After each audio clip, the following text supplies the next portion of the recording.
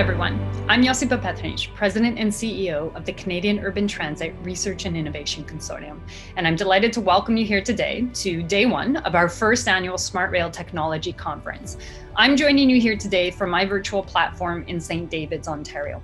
But wherever you might be joining us from, our team at CUTRIC, our members, our board of directors, we all hope that you're safe and healthy.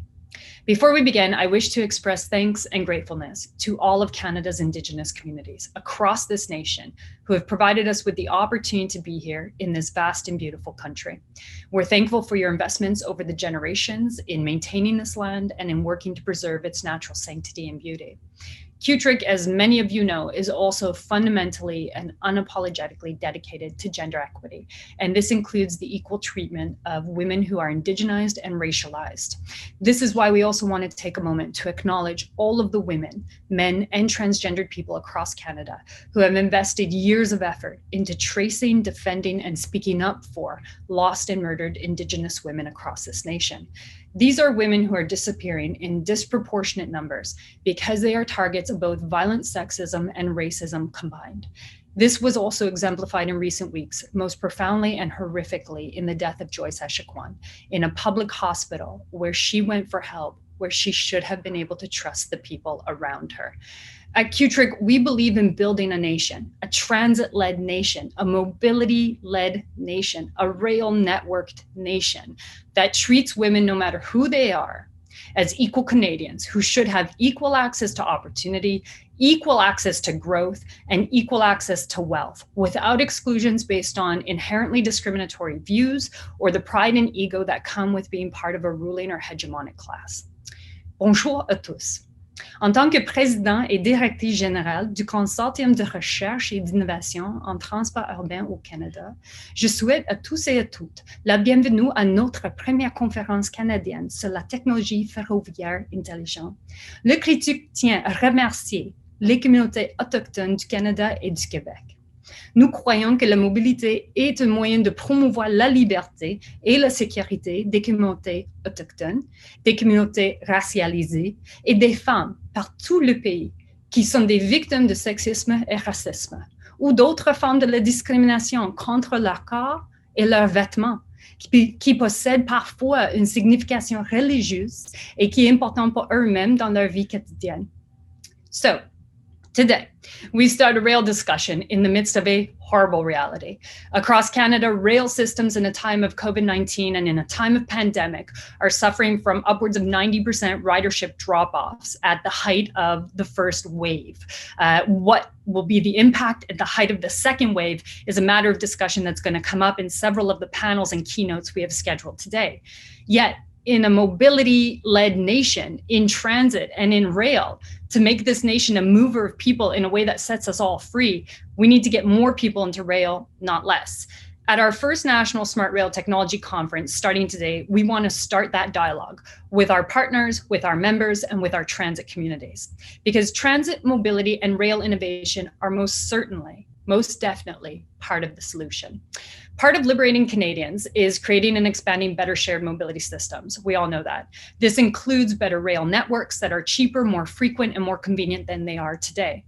Le CUTRIC est fier donc de se positionner en tant que plaque tournante pour l'innovation en matière d'électrification et d'optimisation du transport sur rail au bénéfice de notre population et de notre environnement. But the reality is certainly a challenging one. And I don't need to be the one to say that to you. Most of you in this industry already know that. In Canada, the stats speak for themselves. We move about 88 million people by rail in this country, most of it commuter rail in just 3 cities, Vancouver, Toronto, Montreal. And if we take a look at that as a piece of the whole, it's nothing. It's a tiny portion of the population, and it's a tiny fraction of the regular commuting population. The vast majority of Canada's interregional rail systems are occupied by moving freight. And only via rail, our own federal crown corporation moves people nationwide and offers exemplary service. I truly believe that. I'm someone who takes via rail nonstop. I vouch for the fact that it should be an option for more Canadians already today. And sometimes I truly do fail to understand, and it is probably a limitation of my own brain, but truly I do fail to understand why anyone who can afford a rail ticket would choose to drive between Toronto and Ottawa or between Toronto and Montreal. It does not make sense to me. And I've tried to square that circle and I cannot. But then I come back to reality and assess the facts. And here are the facts. I don't own a car, so I'm not motivated to get into one. I don't like driving, so I'm not motivated to do it. I definitely do not like wasting my time in anything in life. And wasting my time behind the wheel of a car is a living daylight nightmare for me. So again, I'm not motivated to drive if given the option. And I'm not a good driver. And at least I admit it. Most people aren't good drivers, but at least I admit that I'm not a good driver. So again, I'm not motivated to drive, certainly not a long distance. And I like being able to work while I'm en route between leisure or professional events. So I like having that productivity option or the leisure option of watching a movie or binge watching anything I want to binge watch if I should choose to do so for 4 hours between Toronto and Montreal. So all of these things lead me to really, really not want to drive or just not want to be in a car, and especially not behind the wheel of a car. Most importantly, though, here's the fact: I don't have kids and I don't want to have children myself. And so that does mean that if a rail vehicle is delayed, if my train is even severely delayed, the only person who's actually really affected by that is me. And so that leads to the ultimate conclusion that people like me definitely cannot be the litmus test for what good transit and good rail is, because most people do have family obligations. They do have obligations and duties and family members that disallow them from being able to take or contemplate the possibility of delays or schedule changes, all of which probably leads them to believe their car is more convenient, or even that a pricey and carbon intense airplane ticket is worth the savings in perceived loss of time on rail. So VIA faces a set of massive challenges, and it should get better support from all of us as Canadians, given that we all deserve better rail. But even today, VIA faces an expansive geography across this country, which is made even more perilous in recent years and even less predictable due to the weather changes caused by climate change. And it faces the fundamentally low population density throughout much of the country, which eliminates the obvious market potential for mass rail mobility on day one that is immediately profitable. So it is a conundrum that climate-oriented countries are keen to resolve. And I know we have the brains to resolve it. We even have the political will in Canada. We just need to put the two things together.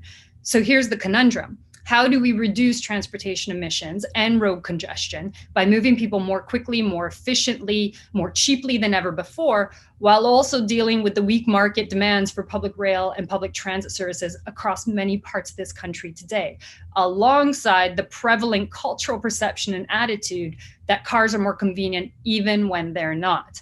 One solution definitely is technology. And that's what we're here to talk about this week. It's not the only solution. It is not a panacea, but it is a big piece of the pie. Specifically, we need to focus on the standardization of rail technologies that reduce costs and make the systems more attractive to potential clients and commuters. Technologies that lure people out of their cars and give them pause to think about whether that plane ticket is really worth it. Technologies that make things faster by eliminating delays and derailings and track congestion and all the other things that go into getting a VIA train stuck behind a CP or CN train for hours without end. So technologies that deploy big data, artificial intelligence, alternative propulsion systems, and new forms of resilient energy supplies.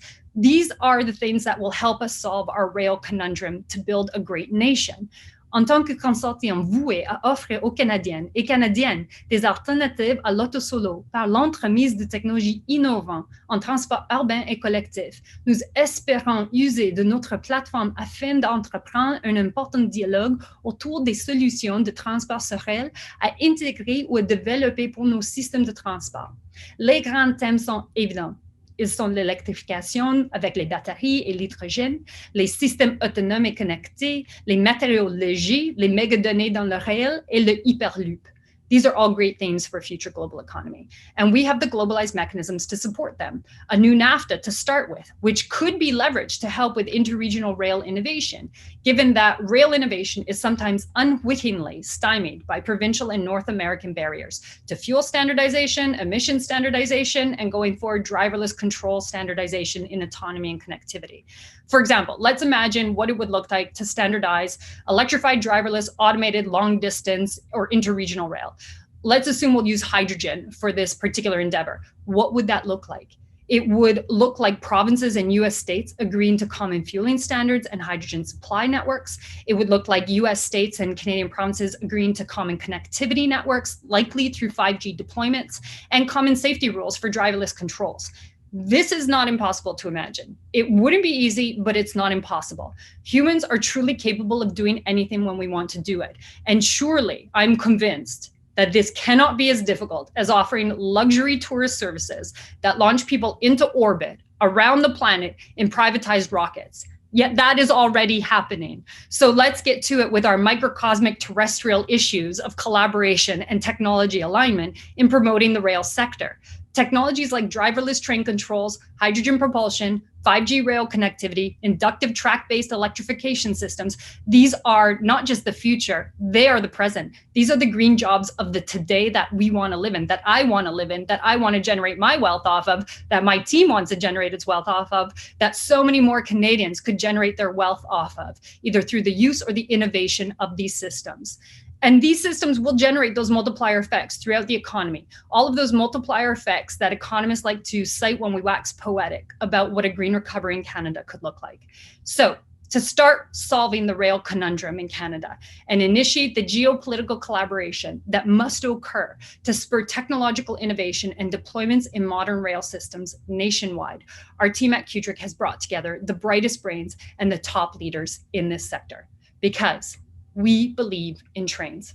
Today, we start pushing forward in the interests of our nation, in the interests of a common national ground as Canadians, as Canadian women, as Canadian Indigenous communities, as Canadians of color. We will push forward for the rail mobility that serves us all the way we deserve to be served. To help us open this conference, I would like to now officially welcome Sue Connor, our past chair of CUTRIC and currently the Director of Transit at Burlington Transit. Sue served as CUTRIC's chairperson for 4 years running this organization from 2016 to 2020, and she spearheaded the growth of a countrywide community of innovators, investors, and above all, transit believers. Over to you, Sue. Hello, everyone. My name is Sue Connor. I'm the Director of Transit for the City of Burlington. And I'm also the founding and past chair of CUTRIC, having served on the board as chair from 2016 to 2020. I want to take this opportunity to welcome all the delegates to the CUTRIC Rail Conference. CUTRIC has grown from nothing to a substantial national organization over the past 5 years. In 2016, CUTRIC had no members, no projects, and no revenue. By 2020, it had grown to more than 100 institutional members, including the country's largest transit systems, like TTC and TransLink, its largest utilities, such as BC Hydro and Ontario Hydro Generation, its largest universities, such as the University of Toronto, York University, and the University of Alberta, and its leading manufacturers, such as Novabus, New Flyer, Proterra, ABB, Hitachi, and Siemens. And we have become the leading voice across Canada in zero emissions transit solution building, including the modeling and predictive analysis, as well as ZEB rollout planning support. Transit agencies trust us, utilities trust us, government trusts us, and these are all critical aspects of the next generation of low carbon smart mobility innovation. They are the critical players in the future of transit. At our recent AGM, I had the privilege of passing on the chair of CUTRIC to Carolina Gallo, and I want to welcome her as the next leader at the helm of CUTRIC's growth, heading into a future decade with great rail mobility. Please enjoy the conference. I'm sure it will be very informative. Thank you. Thank you, Sue. As we head into our next 5-year strategy at CUTRIC, I would like to welcome to the virtual stage our newly elected chair, Catalina Gallo, who's Vice President of Government at Hitachi ABB Power Grids. Catalina has already helped to open up new avenues for our members to achieve technology innovation across this country. Over to you, Catalina. Bonjour, je m'appelle Carolina Gallo. Je suis la présidente du conseil du CUTRIC. I'm also the vice president of Hitachi Power Grids Canada.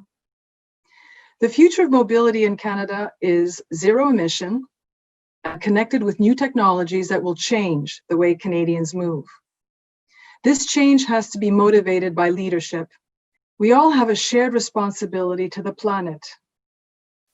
Through our leadership, we can advance actions and projects that will support Canada's environmental, economic, and safety goals for our country. Rail innovation was the historic heart of Canada in 1867. Historian George Stanley said, "Bonds of steel and emotions were required to keep this country together. Without railways, there could be no Canada." Rail must continue to be a matter of pride, coast to coast for our country. A Canadian nation-building investment is what is the order of the day in a post-pandemic world. This project would create jobs, support our mobility targets, as well as our climate change transition. That's why we're all here today. Thank you for your leadership. Thank you for supporting CUTRIC's ambition to make Canada a global champion in transportation innovation. Merci beaucoup. Vive le Canada. Thank you, Catalina. To launch us into the first set of nation-defining rail dialogues that will color today's sessions with hope and a sense of prosperity to come, I would like to welcome Minister Catherine McKenna, Canada's Minister of Infrastructure and Communities. Minister McKenna has defended the economic value of transit rigorously, and in her ongoing efforts to secure stable federal funding for the public transit industry sector each year, Minister McKenna has shown us that public transit can be a foundational core part of our ethos as Canadians. Over to you, Minister McKenna. Hi, I'm Catherine McKenna, Minister of Infrastructure and Communities. I wish I could join you live to hear from you about how smart rail can move Canadians forward, but I'm happy to be able to participate via video. This has been a year unlike any other. While the health and safety of Canadians remains our top priority, we're also focused on how we can build back better. But as we tackle the dual crisis of both COVID-19 and the economic fallout, we can't lose sight of another looming crisis: climate change. Just as railways were key to the birth of our country, smart rail and clean public transit will be key to moving us past this pandemic and towards an inclusive, innovative, clean, and prosperous future. Getting there depends on clean growth in public transit. The electrification of our transit systems is an important step in Canada's transition to a low-carbon economy and achieving net zero by 2050. The Canadian Urban Transit Research and Innovation Consortium, CUTRIC, will have a key role in achieving that. Investments in infrastructure, such as smart rail technology, will help us meet our climate goals by building a cleaner and more resilient future for all Canadians, while also being critical to getting out of this economic crisis by creating good jobs now. Look, when COVID-19 hit, I recognized that we needed to adjust our programs. We've worked hard to accelerate projects approvals. Since the start of COVID-19, we've approved 700 projects worth $1.3 billion. We made our Investing in Canada Infrastructure program more flexible and introduced a new COVID-19 resilience stream.